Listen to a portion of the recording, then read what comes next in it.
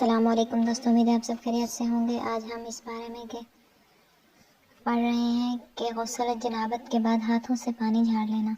ہم سے عبدان نے بیان کیا، کہا ہم سے ابو حمزہ بن میمون نے کہا میں نے اعمش سے سنا، انہوں نے سالم بن ابی الجعد سے، انہوں نے قریب سے، انہوں نے ابن عباس سے، آپ نے کہا کہ حضرت میمونہ رضی اللہ تعالی عنہا نے فرمایا کہ میں نے نبی صلی اللہ علیہ وآلہ وسلم کے لیے غسل کا پانی رکھا اور ایک کپڑے سے پردہ کر دیا۔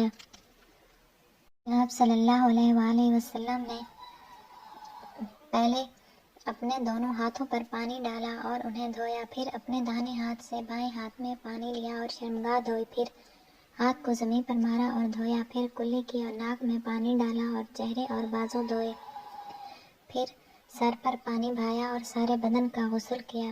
اس کے بعد آپ مقام غسل سے ایک طرف ہو گئے، پھر دونوں پاؤں دھوئے۔ اس کے بعد میں نے آپ کو ایک کپڑا دینا چاہا تو آپ نے اسے نہیں لیا اور آپ ہاتھوں سے پانی جھاڑنے لگے۔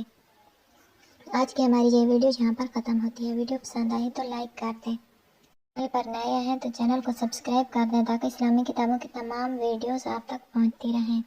ہم اپنی اگلی ویڈیو کے ساتھ پھر آپ کی خدمت میں حاضر ہوں گے، تب تک کے لیے اللہ حافظ۔